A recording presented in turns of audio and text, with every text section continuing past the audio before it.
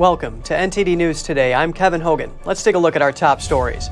Former Arizona gubernatorial candidate Kari Lake continues to take her electoral fight through the court system. The former TV anchor has filed 2 appeals. A watchdog group says tens of thousands of Wisconsin votes in 2020 cannot be tied to a valid address. The group says this could have changed the outcome of Wisconsin's results. More children in the hospital after consuming marijuana-laced edibles. We hear from an expert who says a fresh dose of common sense within the cannabis industry can help reverse this trend. Amid sweeping COVID-19 outbreaks in China, a phenomenon known as white lung is fueling concerns about virus mutations. And a temporary ceasefire for the war in Ukraine. President Putin has ordered Russian troops to hold fire for 36 hours to mark Orthodox Christmas.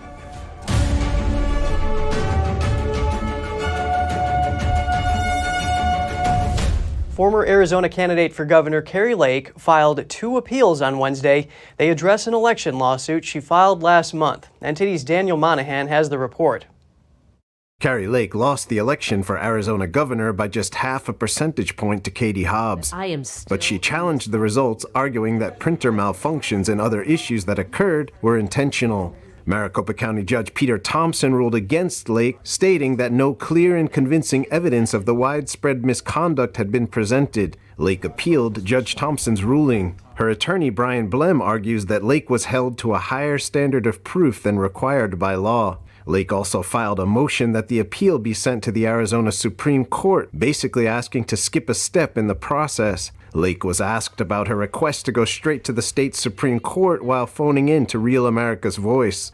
Well, this case is going to eventually make it to the Arizona Supreme Court no matter what. She said there was nothing to be gained by waiting. Lake also talked about her vision on how to fix the Arizona election issues going forward. The way we get it changed is we get the real governor, the duly elected governor, myself in there to work with lawmakers to change our laws, put some teeth into the laws.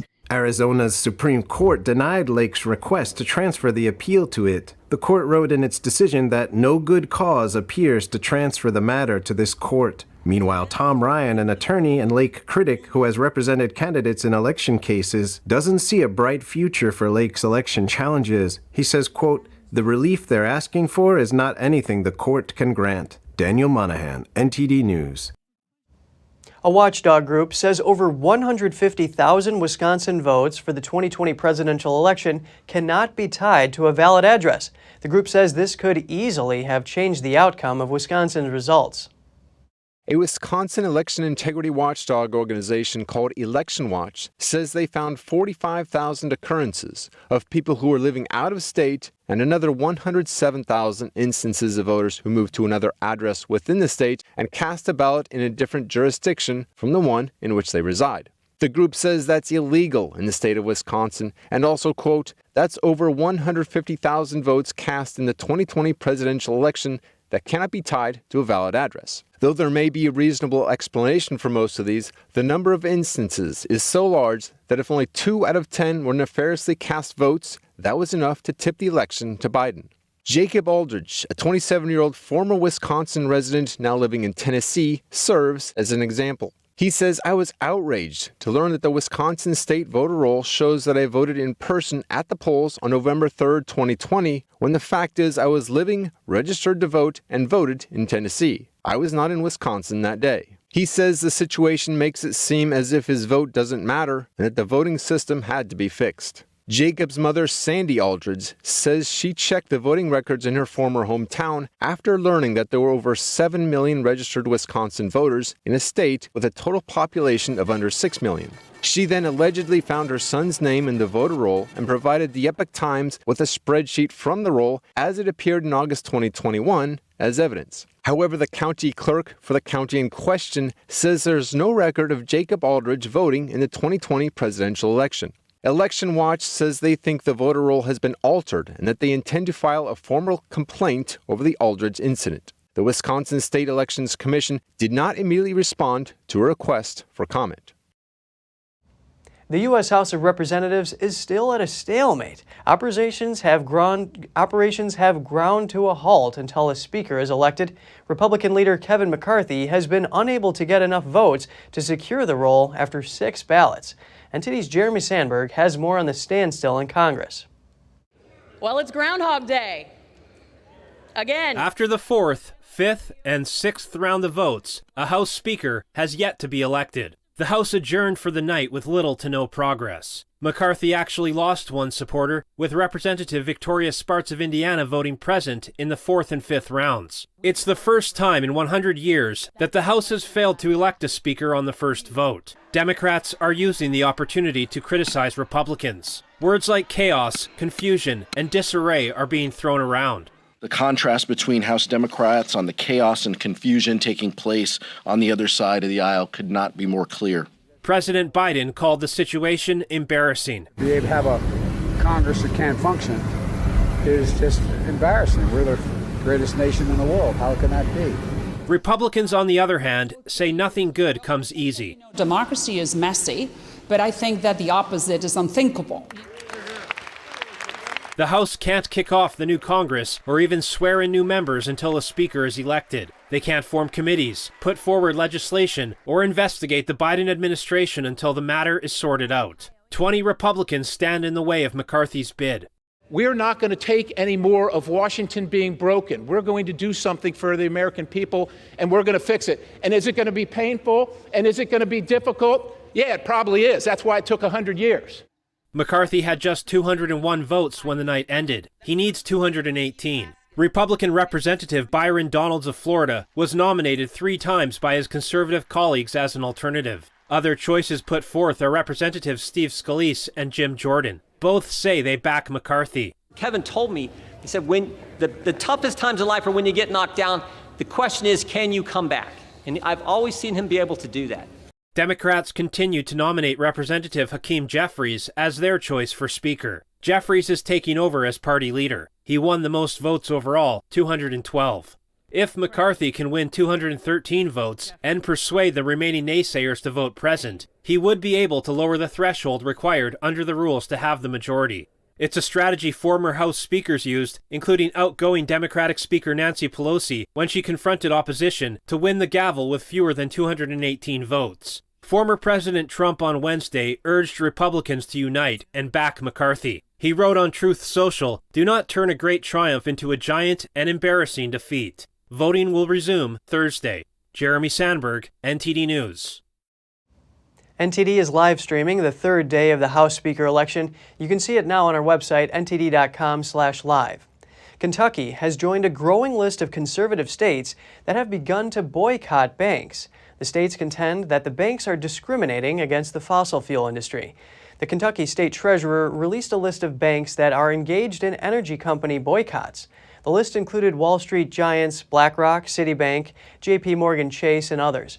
Kentucky's steps to protect its fossil fuel industry follow similar measures by West Virginia and Texas last year. Kentucky is the 7th largest state in coal production, and over 70% of its electricity depends on coal-fired plants. Many of the financial institutions on Kentucky's boycott list have signed pledges to reduce carbon emissions across their lending and investment portfolios. Florida Governor Ron DeSantis is asking all state universities to report their spending on critical race theory, as well as on diversity, equity, and inclusion programs. The governor's office said it sent a memo last week to the Florida Department of Education and Florida State University asking for a breakdown of spending. As part of the request, the universities must list the number of programs and positions tied to those initiatives. That, plus the total amount of money supporting those programs and how much is paid by the state. Turning now to drugs in America. More children are ending up in the hospital due to sickness from eating treats laced with marijuana. That's according to the American Academy of Pediatrics. I wanted to learn more about what is driving this trend, so I spoke with one of the top experts in the U.S. on this issue. Joining us now to discuss is Ben Cort, author of Weed Inc., The Truth About the Pot Lobby, THC, and the Commercial Marijuana Industry. Great to have you on the show today, Ben. Thanks. It's nice to be here. I appreciate you having me. The number of children under 6 years old who were exposed to edible cannabis products was over 14.5 times more in 2021 than in 2017. What do you think is contributing to the rise? Well, the appeal of the edible products as well as the volume of the edible products that are being sold. What most people don't know is how specifically engineered these are to appeal to young people. Things like cake pops, fudge bars, hot chocolate, pot rocks, which is a popping rock candy, sodas. They really are very deliberately made to appeal to a younger demographic. In a well-regulated market, which few of them are, some of them might be stamped with a little exclamation point, but it's very difficult for someone of that age to find a stamp, identify it, and say, oh, this gummy bear is for Mom, this gummy bear is for me. You talk about some of these measures to kind of help people discern which one is which. What other measures can be taken? We could require that the manufacturers stop making things that look like common candies that kids eat on a regular basis. In fact, there are quite a few facsimiles of other candies. They're made to look exactly like a Reese's peanut butter cup or exactly like the Pop Rocks, the candies. The first step, I think, would just be, let's apply some common sense. And if you are making something that deliberately appeals to a child, like a gummy bear, like a soda with 40 milligrams of sugar in it, we should ask you to stop doing that. And recreational marijuana has recently become legal in more states. What can you tell us about the risk this poses to children and young people? Well, there are several of them. The biggest one from my perspective as somebody who works inside of the addiction world is the possibility for addiction to the substance. And maybe some of your viewers are kind of taken aback right now and saying, well, addicted to cannabis is a very, very real thing. And the younger somebody starts, the more likely they are to develop that cannabis use disorder where they are reliant on. And in the last decade, that reliance has shifted from being psychological to actually physical. People are building physical dependencies to THC, and we need to detox them like we do other drugs. It's really crazy. And then the other big issue would be the accidental exposures. If you are an adult and choose to have a THC product in your home, you have to treat it with caution. You can't leave these things lying around because a curious kid is going to pick it up, consume it themselves, maybe even take it into school and share it with everybody else, like what just happened in California 2 weeks ago. You talk about the dependencies here. Proponents of recreational marijuana say the drug helps with stress relief, relaxation, and relief from symptoms. In your view, do these perceived benefits outweigh the risks these drugs pose to children when stored in people's homes? Well, I think it's also a fairly stressful thing to have your 2-year-old checked into the hospital and put on an incubator. I think that we have to consider the other side of this. An adult can choose. A young person really doesn't have that same ability, so we've got to protect them. And we're doing a very poor job of that. Yes, all members of the family need to be taken out. Ben Cort, author of Weed Inc., The Truth About the Pot Lobby, THC, and the Commercial Marijuana Industry, thank you so much for your analysis today. You're welcome. Thanks for having me. The Buffalo Bills announced this morning that safety Damar Hamlin has shown remarkable improvement in the last 24 hours. Hamlin suffered a cardiac arrest during Monday's game against the Bengals. The team says he remains critically ill, but his lungs continue to heal, and it looks like he doesn't have brain damage. Coming up, Southwest Airlines customers are still waiting for the company to rectify its holiday travel debacle that left them frustrated over the holidays. And extreme weather conditions hit California, bringing heavy rains and strong winds. Northern California faces the threat of power outages and deadly flooding. More in just a moment here on NTD News Today.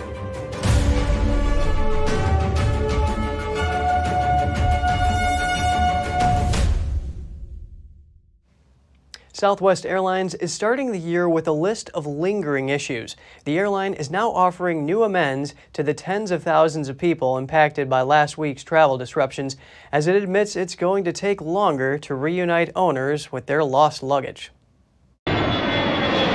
New year, same issues. Southwest Airlines is dealing with several lingering concerns following the holiday travel meltdown that left thousands of people and their luggage stranded all over the country. You want to be angry, but you know there's nothing you can do, and you're at their mercy. Toya Martin says she's still waiting for Southwest to return all her items. As the airline said in an internal memo, many bags are still in limbo and will require several more days to reunite passengers with their lost items. Southwest is aiming to make amends for last week's cancellations that disrupted countless holiday plans. The airline now offering 25,000 frequent flyer bonus points worth about $300 in addition to reimbursements and refunds.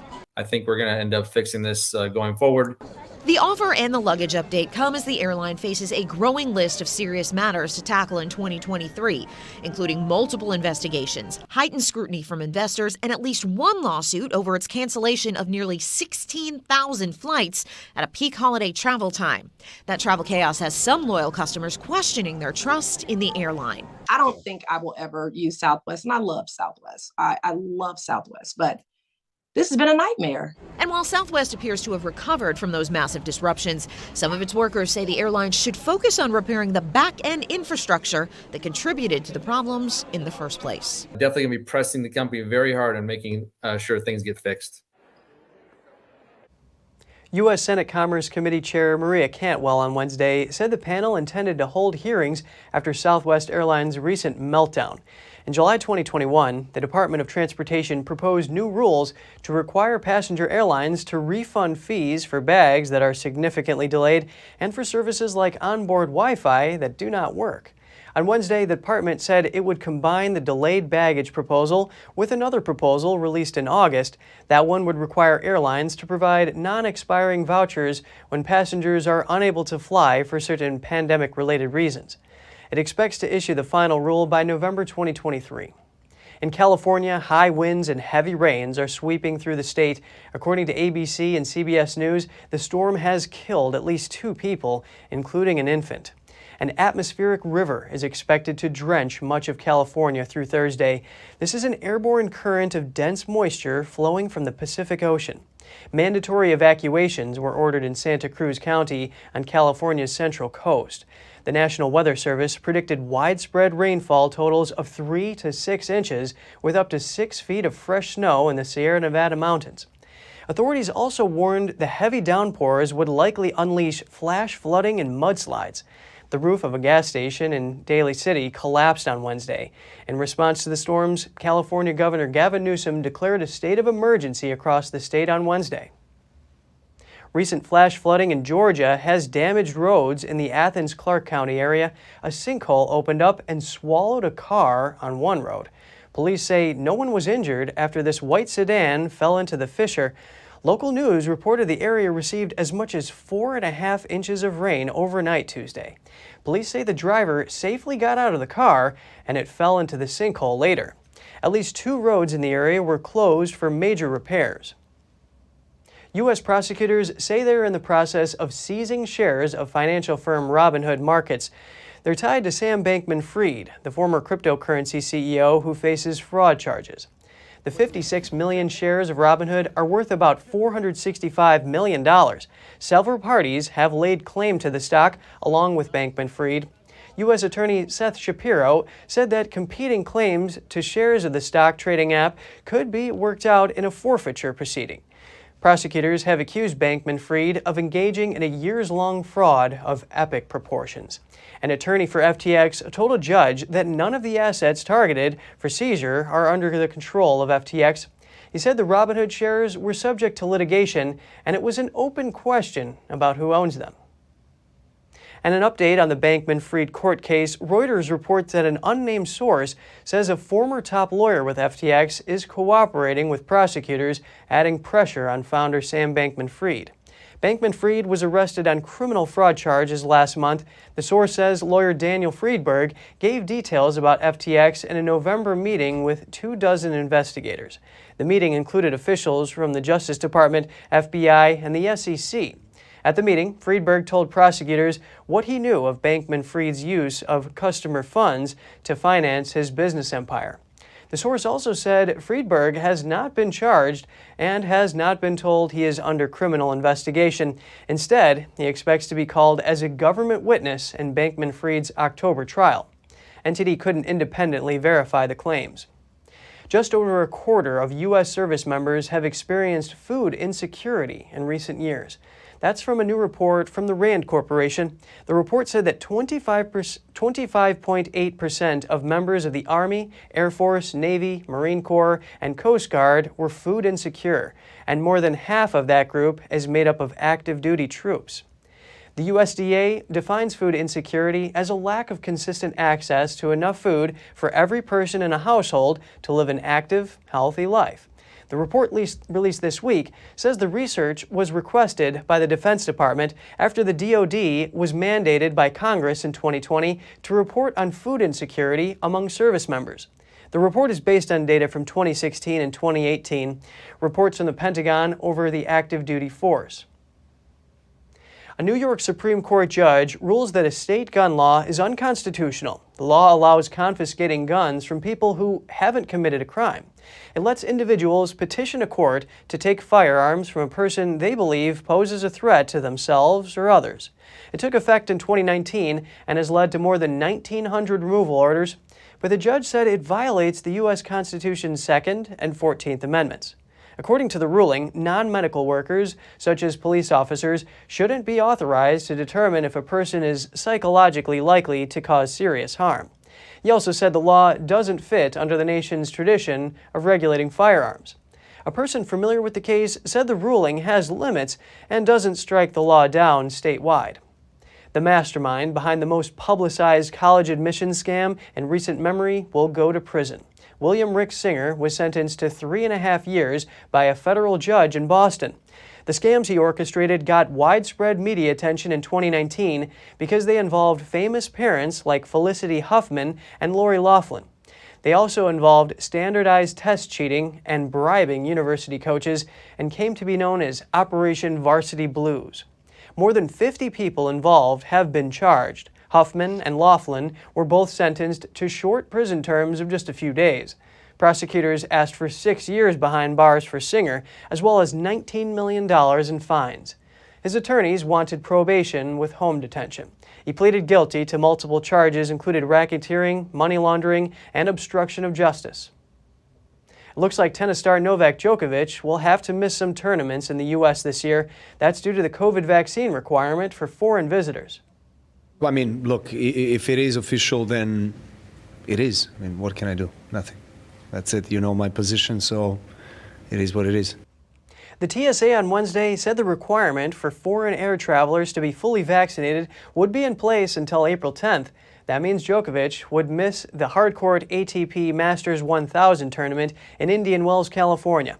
It runs from March 6th to the 19th. He will also miss the Miami Open in March. Djokovic told reporters today that he's hoping to participate, but if he can't go, that's that. The tennis player missed the U.S. Open in August last year due to the vaccine mandate. Djokovic refuses to get the COVID vaccine. He said he would rather miss Grand Slams than get the shots. And just ahead, a former leader of NATO urges unity over the conflict between China and Taiwan.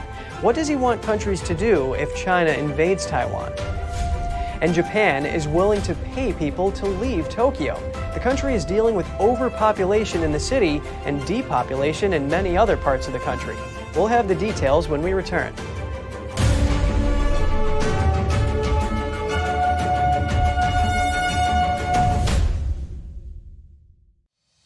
We're entering an unprecedented period of economic turmoil. The economy is unstable, our government is in shambles, and the global war on energy has created a domestic crisis. Americans need a way to protect their financial future. One way to ensure your wealth in retirement is by purchasing physical gold and silver. We can help.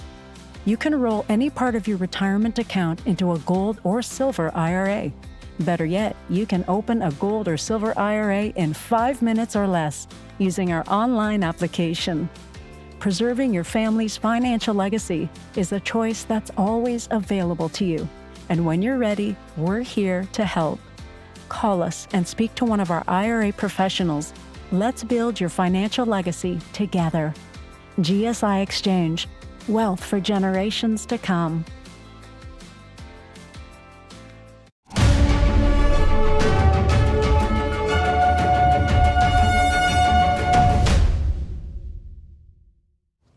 Welcome back. A former leader of NATO is sending out a message about China and Taiwan. He urges member states to show China severe economic consequences if it invades Taiwan.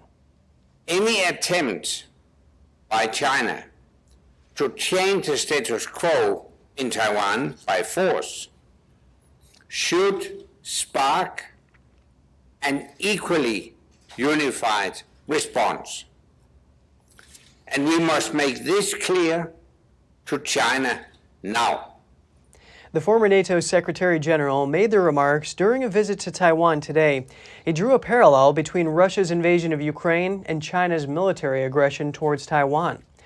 The Chinese Communist regime has sent Air Force missions near the island almost on a daily basis over the past 3 years.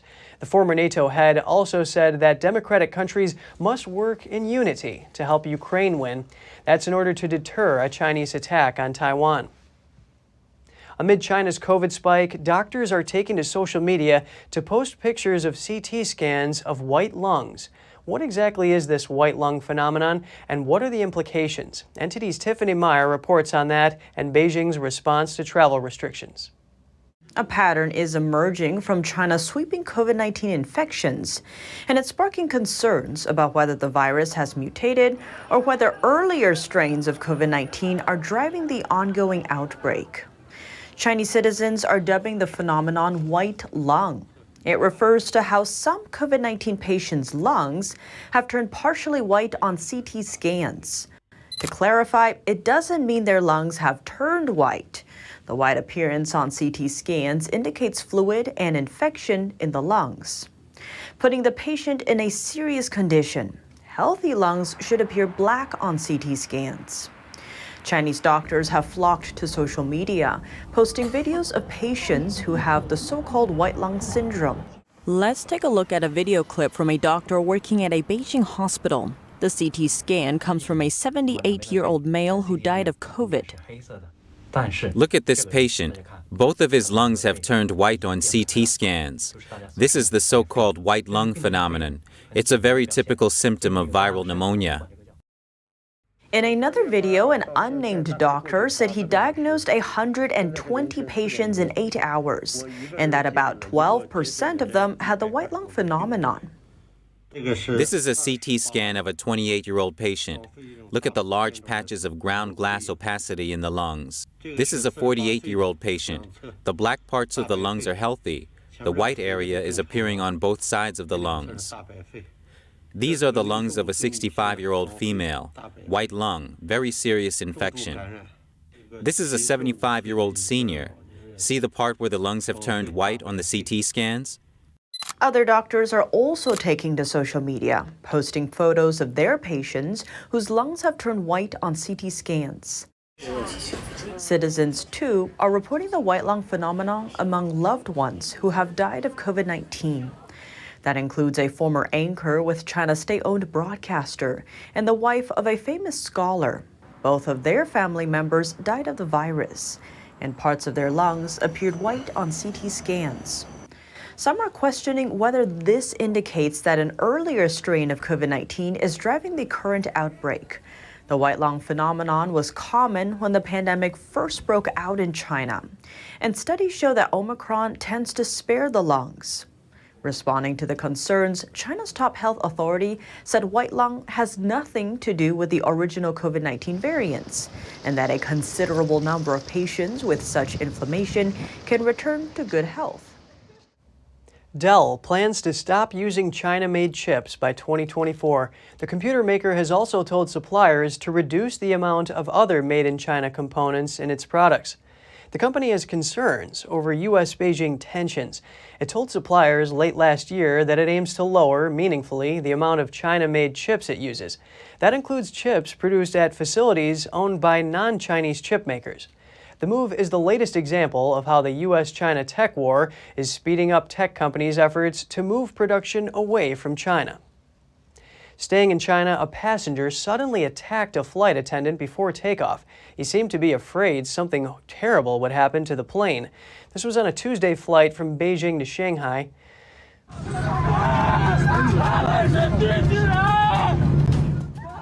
In a social media video, a male passenger is heard shouting, "The plane will crash. Death is coming." According to other passengers, the incident occurred when the Hainan Airlines plane was taxiing for takeoff. The man rushed from the back of the plane to the front, trying to open the cabin door. Staff and passengers then wrestled him back to his seat. Despite being subdued, he reportedly kept repeating, "Death is coming, and the plane will explode." The chaos lasted for about 40 minutes before police came to take him away. Hainan Airlines eventually canceled the flight, citing public safety concerns. A railway police officer saved a passenger's life in India last weekend. It all went down after a rider fell while departing a still-moving train. The Ministry of Railways released the harrowing footage on social media. It shows the passenger falling. He was then dragged along with his legs dangling between the moving train and the platform. It also shows the officer running to pull him clear of danger. The ministry cautioned passengers from boarding or departing moving trains. And over in Japan, the government is coming up with a new plan to deal with uneven population distribution in the country. It's planning to pay families to leave Tokyo. From April 2023, parents in Tokyo will be able to receive roughly $7,700 per child if they move to a less populated area. This is 3 times what is currently being offered. The money will apply to single parents and families with children under 18. The Tokyo metropolitan area has a population of around 37 million. To combat overcrowding, in 2019, the Japanese government began an initiative to attract people to regional areas with declining populations. And if you have any news tips or feedback for the show, don't hesitate to email us at news.today@ntd.com. Still to come, a group of convicts in Russia bought their freedom by fighting in Ukraine on Russia's side. They were released by a group of Russian mercenaries who recruited them. And Belarus puts a Nobel Peace Prize winner on trial. He co-founded a human rights group and now sits in court behind bars. More shortly here on NTD News Today.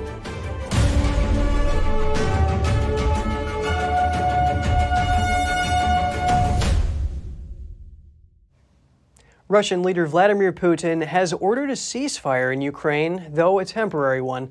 That's to mark Orthodox Christmas from January 6th to the 7th. The Kremlin ordered Russian troops to hold fire for 36 hours from 12 o'clock on January 6th until midnight January 7th. The ceasefire covers the entire line of contact with Ukraine. Orthodox Christians in both countries celebrate Christmas this week. Putin says the decision was made at a call from the head of the Russian Orthodox Church so that believers can attend services on Christmas Eve and Day.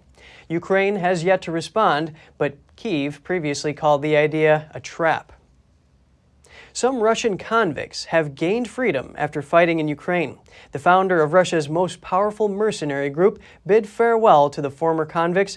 He urged them to avoid the temptation to break the law when they return to civilian life. The Wagner Group's founder recruited thousands of men from prisons after the war in Ukraine started. He offered them freedom in return for serving in some of the most dangerous battles in Ukraine. The Wagner Group was originally staffed by battle-hardened veterans of the Russian armed forces. The group also fought in Libya, Syria, the Central African Republic, and Mali. The founder of the group has been sanctioned by Western countries. The United States casts him as an oligarch and has sanctioned him for attempts to interfere in U.S. elections and for spreading Russian disinformation. Nobel Peace Prize laureate Ales Bialyatsky goes on trial in Belarus. He's facing up to 12 years in jail. His allies see it as a political retribution for his rights work. Video showed him sitting in court behind bars as proceedings took place. The 60-year-old is one of the most prominent of hundreds of Belarusians who were jailed after anti-government protests in the summer of 2020. Bialyatsky was arrested in 2021 along with 2 co-workers from a human rights group he co-founded. The group took a leading role in providing legal and financial assistance to hundreds of Belarusians who were jailed during the mass protests. The The trio faces charges of financing protests and smuggling money. A fourth rights defender who fled Belarus is being prosecuted in absentia in the same case. Norway and Germany are boosting cooperation on renewable energy. The two NATO allies have signed joint declarations in a bid to rid Germany of its dependence on Russian gas. In Norway's capital Oslo, Prime Minister Jonas Gahr Støre met with German Economy Minister Robert Habeck. They say the declaration outlines steps for cooperation in fields of hydrogen, battery technology, and offshore wind power. The two countries are also working on a plan for the production of low-carbon hydrogen. The joint investment depends on a hydrogen pipeline that will connect Norway and Germany. Equinor and partners are currently examining the pipeline. Since Russia cut off gas supplies to Europe last year, Norway has become its largest gas supplier, with Equinor the top exporter. Scotland's publicly funded healthcare system, NHS Scotland, is under severe pressure. The country's national clinical director has urged those who are unwell to stay home from work. He says people should start with self-care and visit the NHS website for more information. Scotland's National Clinical Director has urged those who are sick to stay away from work to help the NHS. Speaking to the BBC, Professor Jason Leach said COVID, flu and strep A are all contributing to the pressure on the health service. Stay off if you're sick. Don't go to work if you're sick. So if you have a viral infection, don't spread it to Sally. Don't spread it around the office. Or if you're a bus driver, don't go to work. I know that's hard. That's not the work ethic the UK has had for years. But viral infections are one of the big challenges we've got here. Leach said the fundamental problem is around bed blocking. Between 1 in 8 and 1 in 10 of all hospital beds are occupied by someone with COVID or flu. He asked people to use the health service wisely and start with self-care. The first place you should go is the NHS website. In Scotland, that's NHS Inform. That will tell you what to do with coughs and colds and sore throats, a kid with a fever, whatever. And it will also tell you when to escalate. It'll tell you when you should go to your pharmacy, when you should phone your general practice, when you should go to accident and emergency. So use it wisely. Leach said accident and emergency departments are not the only part of the health service feeling the squeeze. He urged people to be patient with services like the NHS 24 due to high demand. The Scottish Tories said NHS Scotland is in an unprecedented crisis and the government needs to outline emergency measures. Almost 2,000 patients spent half a day or more waiting in A&E in the week running up to Christmas, the highest weekly total ever. Official figures show that in the week ending Sunday, December the 25th, just 56.9% of patients in A&E were seen and then either admitted, transferred or discharged within 4 hours. NHS England is also under severe pressure. Top medics have described the current situation as unbearable and intolerable. The Prime Minister and the Health Secretary face calls to address the growing concerns about the state of the emergency care. More than a dozen NHS trusts and ambulance services declared critical incidents over the festive period. Just ahead, we'll hear from the founder of a French bakers union. He's concerned that the majority of bakeries are on the brink of closure as they can't afford to pay their bills. A restaurant owner in Australia tackles the country's labor shortage by hiring older people. The extra income can help retirees supplement their pensions. Stay tuned for more on that when we return.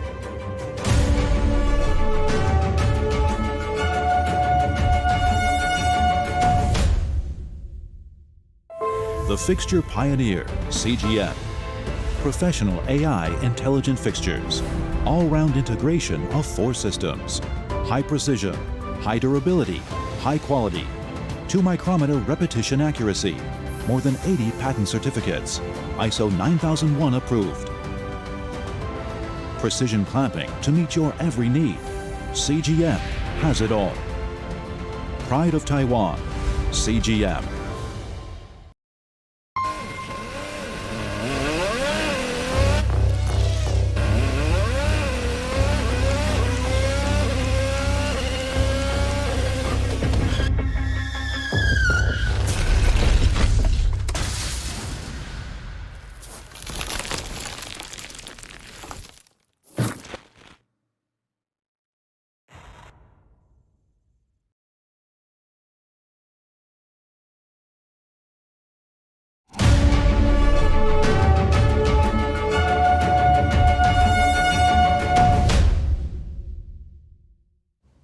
Good to have you back with us. In France, many bakers are worried they can no longer afford to stay in business, with surging costs for electricity and baguette ingredients creating the perfect storm.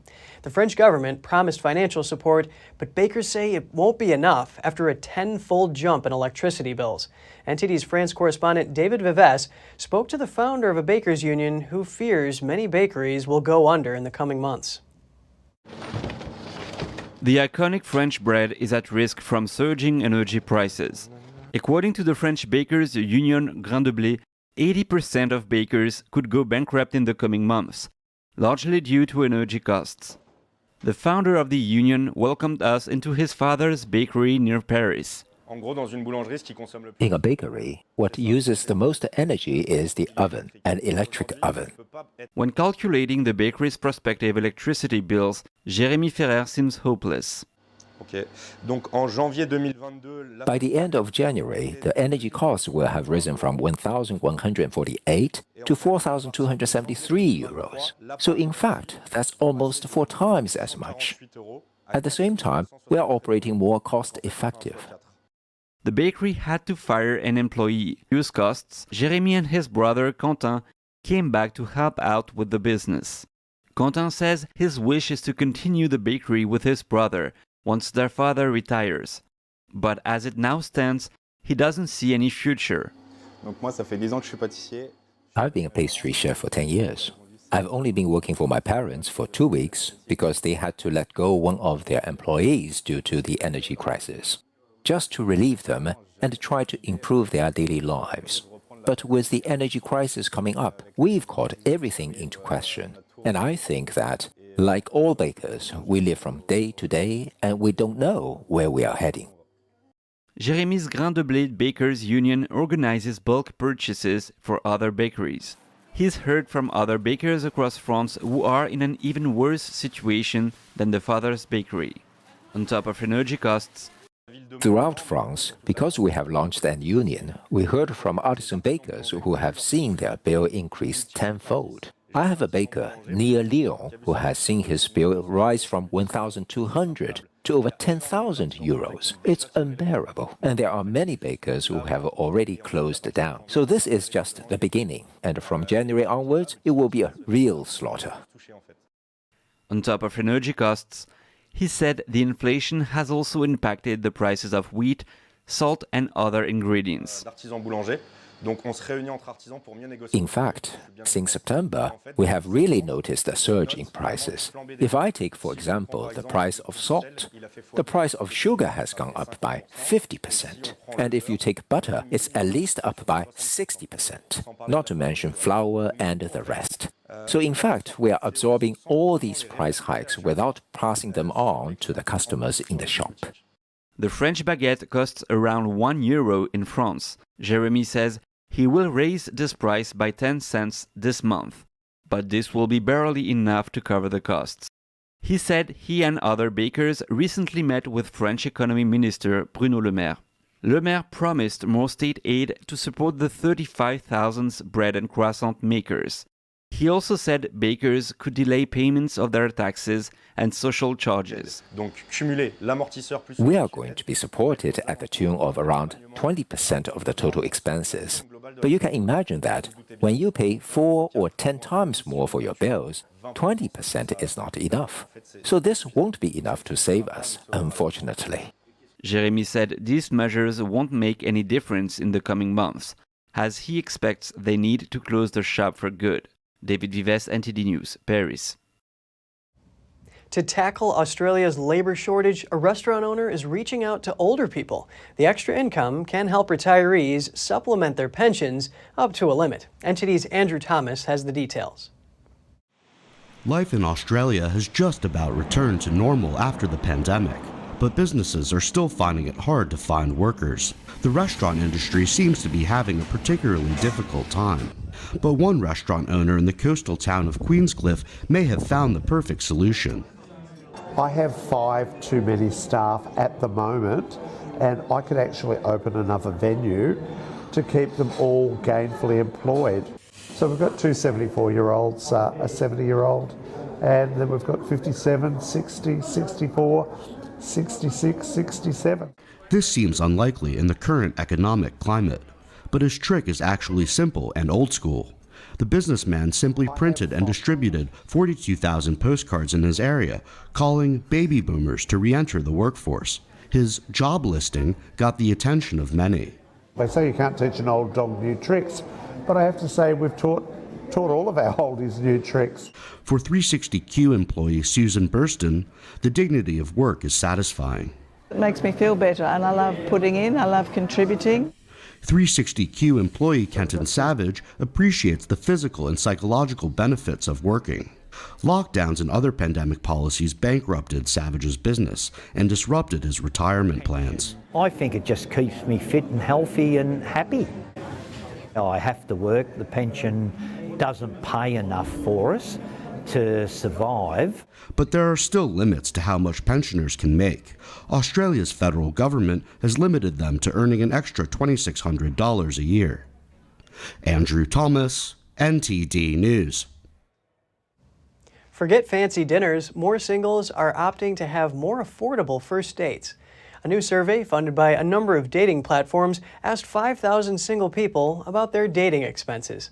84% of singles say to save money, they now prefer a casual first date, and 30% say they are now more open to doing free activities. The high cost of dining out and changes to dating habits during the pandemic, like walks and picnics, are driving the shift. According to a Plenty of Fish survey of more than 8,000 users, nearly half of millennial and Gen Z singles have suggested going on less expensive, more budget-friendly dates. And in Japan, the country's biggest fish market began the new year with its annual New Year tuna auction. A bluefin tuna was sold today for over $270,000. The tuna was over 460 pounds. It was auctioned at Tokyo's Toyosu Market early this morning. The highest bidder was a high-end sushi restaurant based in Tokyo. The restaurant was also the highest bidder in 2022 and 2021. This year's price was more than double last year's highest bid. Local media reported that the tuna had been caught in the waters off northern Japan. The COVID-19 pandemic saw a slump in demand for tuna, and tuna prices had also dropped. Still to come, at a tech show in Vegas, companies compete to offer the coolest new TVs. We'll bring you the details on a wireless 4K display, a swiveling wall mount, an 8K screen, and more. And it's not just TVs, car makers are also showcasing their latest innovations, including a color-changing car. We'll be back with more soon here on NTD News.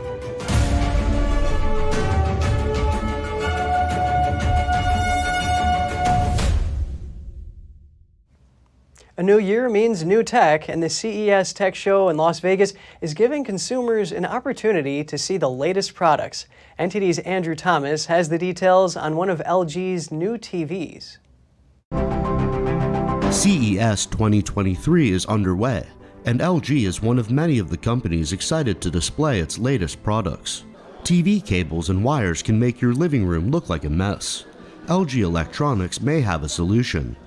The South Korean company's huge 97-inch OLED M-Series TV was unveiled at CES on Wednesday.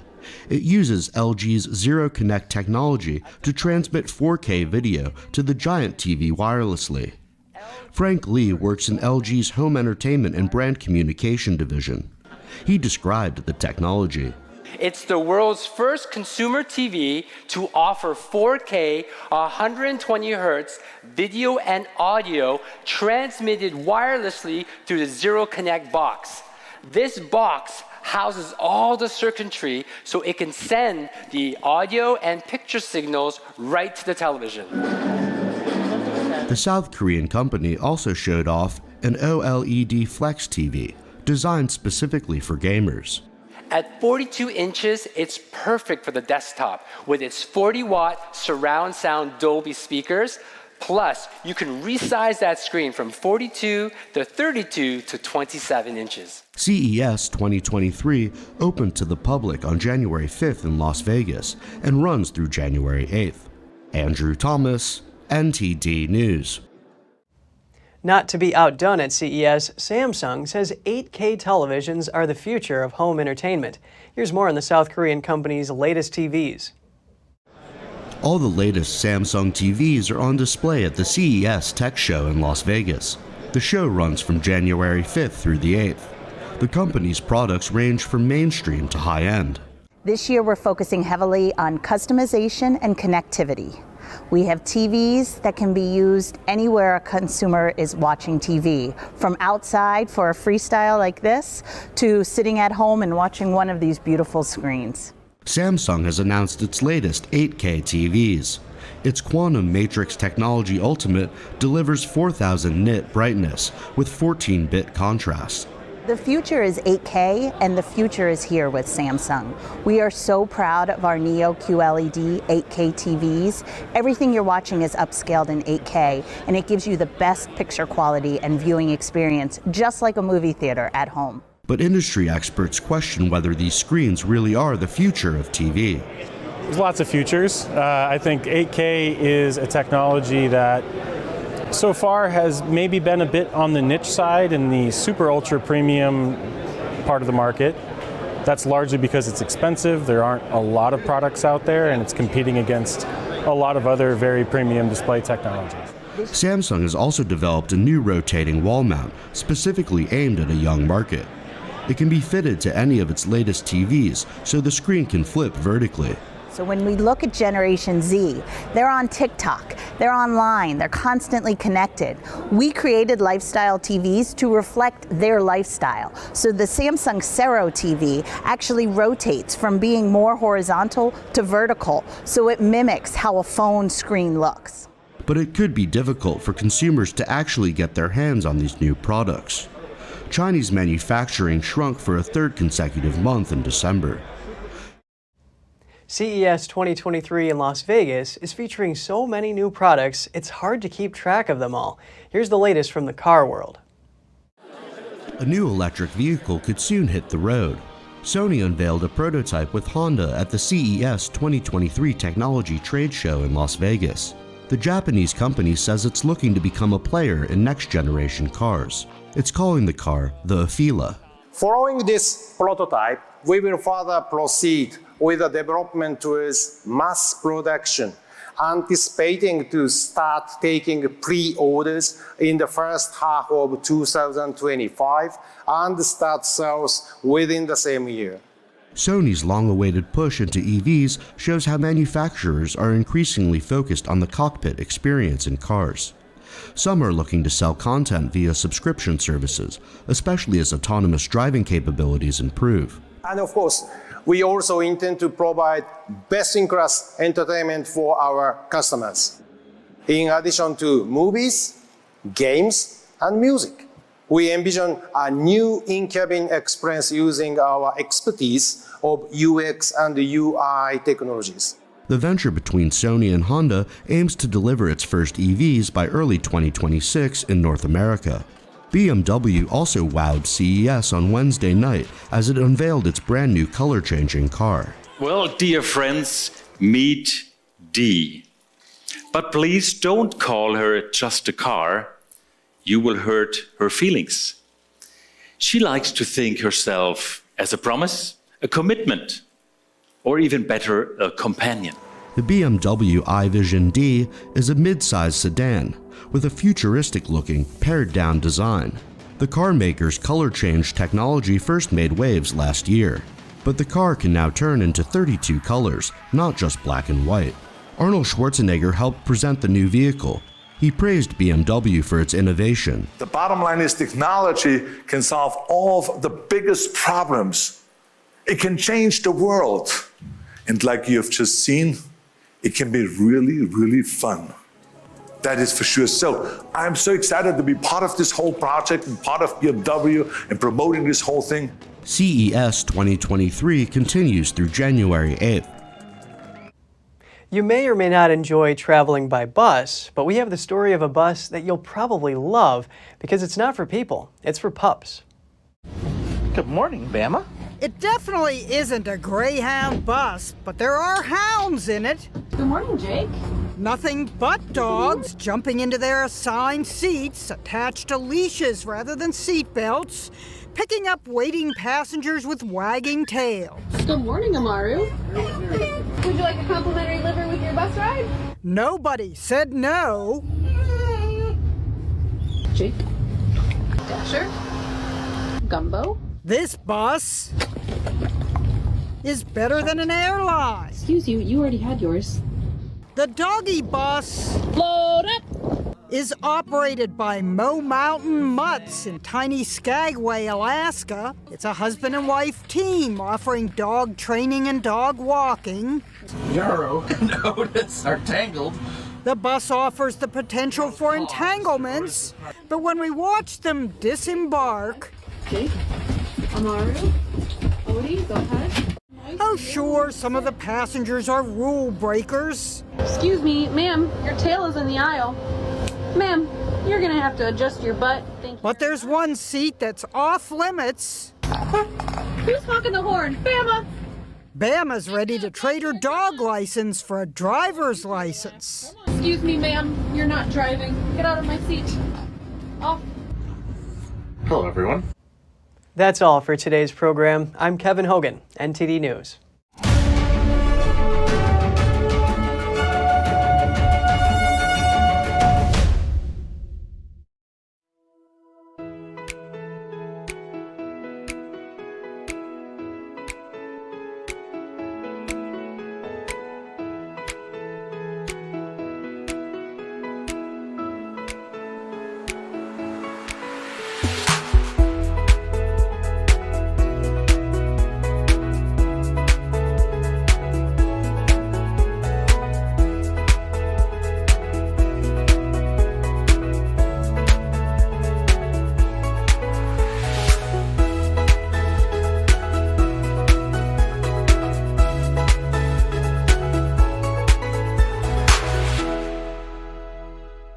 Thanks for watching us on YouTube. Did you know YouTube only keeps selective videos on its platform? So if you want to make sure you get the full picture, just subscribe to our newsletter.